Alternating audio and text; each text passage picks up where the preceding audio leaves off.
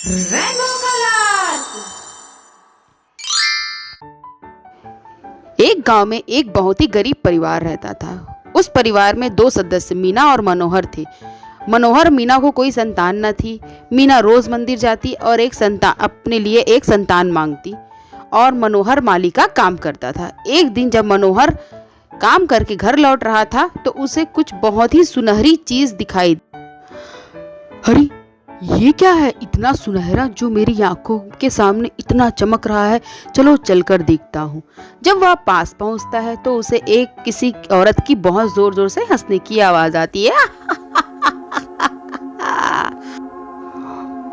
और जब वह पेड़ के पीछे से झांकता है तो उसे बहुत ही सुनहरे बालों वाली एक चुड़ैल दिखाई पड़ती है। वह अपने बालों को सहलाते रहती है और मनोहर सोचता था, हे भगवान, ये तो वही चुड़ैल है जिसके बारे में बचपन में हमको दादी माँ बताया करती थी। भागो रे भैया भागो, ऐसा कहकर वो भागते भागते घर पहुंच जाता है और सारी बातें लता को बताता है। और लता कहती है, दादी माँ ने मुझे ये भी बताया था कि उसके बाल जादुई होते हैं जी। यदि किसी तरह उसके बाल हमें मिल जाए तो हम उसकी शक्ति से कुछ भी हासिल कर सकते।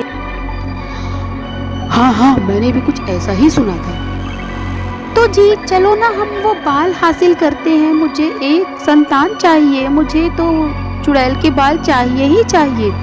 पागलपन मत करो, कितना खतरा है वहाँ, तुम जानती हो वो चुड़ैल कितनी खतरनाक दिखती है। तुमको एक बार वो देख ली ना तो तुमको जिंदा नहीं छोड़ेगी। अरे बाबा ना, ये तो बड़ा कठिन काम है, मैं तुम्हारा साथ इसमें नहीं दूंगा। ऐसा बोलकर मनोहर उसको समझाता है, पर लता के मन में वो बात बैठ जाती है कि उसको तो एक संतान चाहिए ही। वो किसी तरह भी करके सुनहरे बालों वाली चुड़ैल के सुनहरे बाल लेकर आएगी। वह अपनी दादी की बताई हुई बातों के अनुसार अमावस्या का इंतजार करने लगती है। काली अमावस्या की रात में यदि चुड़ैल के सुनहरे बाल थोड़े से मिल जाए तो व्यक्ति हर शक्तियां हासिल कर सकता है। और लता को बस अमावस्या का इंतजार था। एक दिन मनोहर लकड़ियां काटने के लिए जंगल की ओर जाता है। लता भी उसके पीछे पीछे चल देती है और लकड़ियां काटने के लिए मनोहर रुक जाता है, पर लता को तो चुड़ैल का इंतजार था। वह चुड़ैल को बहुत ढूंढने लगती है। फिर उसको अचानक से एक रोशनी दिखाई पड़ती है।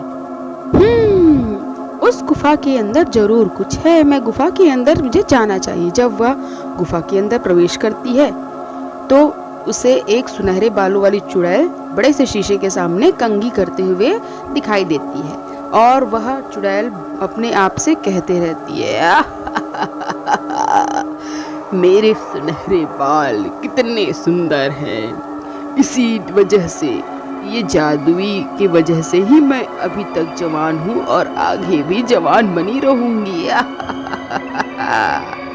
वाह मेरे सुनहरे जादुई बाल।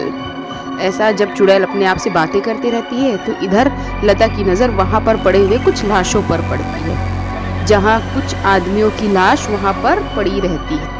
वो लाशें ऐसे पड़ी रहती हैं मानो उनके शरीर से पूरा खून चूस लिया हो। यह सब देखकर लता वहां से भाग जाती है और जब रास्ते में वह गांव की ओर पहुंचती है तो उसे एक औरत रोते हुए मिलती है। तो लता पूछती है, क्या हुआ बहन, ये औरत इतना क्यों रो रही है? बहन क्या बताऊं, इसका पति परसों से लापता है और 2-3 औरतों के पति लापता है बहन, पता ही नहीं चल रहा है कि वो कहाँ गए हैं। लता सब समझ जाती है कि पक्का इनके आदमियों को चुड़ैल ने ही खाया है। वह रात में अपने घर में की छत में उस चुड़ैल का इंतजार करने लगती है और मन में सोचने लगती है, चुड़ैल तो किसी न किसी आदमी को लेने के लिए गांव जरूर आएगी। चलो मैं उसका इंतजार करती हूँ और देखती हूँ कि वह क्या करती है। इतने में सुनहरे बालों वाली चुड़ैल आकर अपना शिकार ढूंढने लगती है। आज मैं किसको लेकर जाऊं? मुझे लगता है कि आज मैं किसी मोटे ताजे आदमी को ले जाती हूँ, इससे मेरे बाल और मजबूत और सुनहरे हो जाएंगे। और वह एक मोटे आदमी को लेकर चले जाती है। भगवान, ये तो मोटे चाचा को भी लेकर चले गई। पर ये आदमियों का करती क्या है? चलो मैं जाकर देखती हूँ। और लता गुफा के पास पहुंच जाती है जहां पर चुड़ैल उस आदमी को लेकर पहुंचे रहती है। ए चुड़ैल, मुझे लेकर यहाँ तुम क्यों आई हो? आखिर तुमको चाहिए क्या? तुम मुझे बांधकर यहाँ पर क्यों लाई हो? मैं तुझे इसलिए यहाँ लाई हूँ ताकि मैं तेरा पूरा खून चूस सकूं और अपने बालों पर लगा सकूं और मेरे बाल और मजबूत, सुनहरे और उसकी जादुई शक्तियों को बढ़ा सकूं। इन्हीं जादुई शक्तियों ने तो आज तक मुझे जवान और जिंदा रखा है, समझा? ऐसा कहती है और उस मोटे आदमी का सारा खून अपने बालों पर लगा लेती है। और जैसे ही उस आदमी का खून उस चुड़ैल के बालों में लगता है, उसकी चमक और बढ़ने लगती है। देखो, खून मिलने से ही मेरे बालों की चमक और बढ़ गई, पर ऐसा इसे बरकरार रखने के लिए मुझे रोज एक आदमी का खून चाहिए ही चाहिए। हा, हा, हा, हा, हा। ओह, तो ये चुड़ैल आदमियों के खून से जिंदा है। मुझे जल्द ही जाकर गांव के सारे लोगों को बताना होगा, नहीं तो ये सारे गांव के आदमियों को मार डालेगी। और तुरंत ही लता गांव की ओर बढ़ जाती है। फिर रास्ते में वह सोचने लगती है, ओह, लेकिन यदि मैं इस चुड़ैल के बारे में पूरे गांव वाले को बता दी तो वो गांव वाले इस चुड़ैल के बाल को नष्ट कर देंगे और मुझे अपना खुद का बच्चा कभी नहीं मिल पाएगा। वह बड़ी दुविधा में फंस जाती है कि वह करे तो करे क्या। और वह सोचते सोचते घर पहुंच जाती है। घर पर मनोहर उसका पहले से इंतजार करता है और पूछता है, क्यों, तुम कहाँ गई थी लता? इतनी रात को तुम कहाँ गई थी? जी सच सच बताओ मुझे। जी, मैं वो जंगल गई थी और मैंने उस चुड़ैल का राज भी पता कर लिया। और लेकिन जैसा वाकया वहाँ हुआ वो सब मैं देखकर बहुत डर गई हूँ। तुमने ऐसा देखा क्या?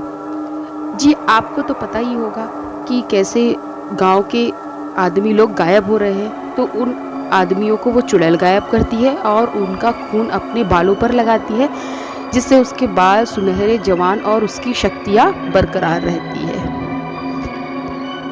हे भगवान, तो हमें गांव वाले को तुरंत ही बताना होगा उस चुड़ैल के बारे में और उस चुड़ैल का तुरंत ही खात्मा करना होगा।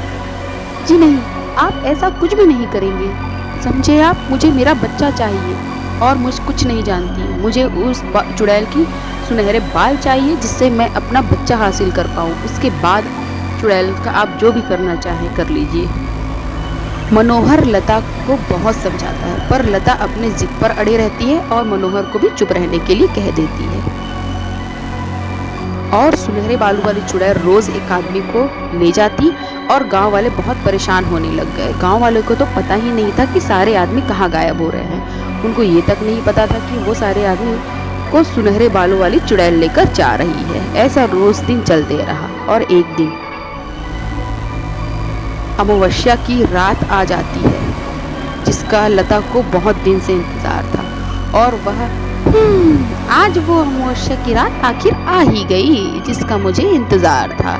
चलो, आज तो मैं सुनहरे बालों वाली चुड़ैल के सुनहरे बाल काट लूंगी और अपनी सारी इच्छाएं पूरी कर पाऊंगी। जैसे ही वह गुफा के पास पहुंचती है, उसको जोर जोर से किसी की चिल्लाने की आवाज आती है।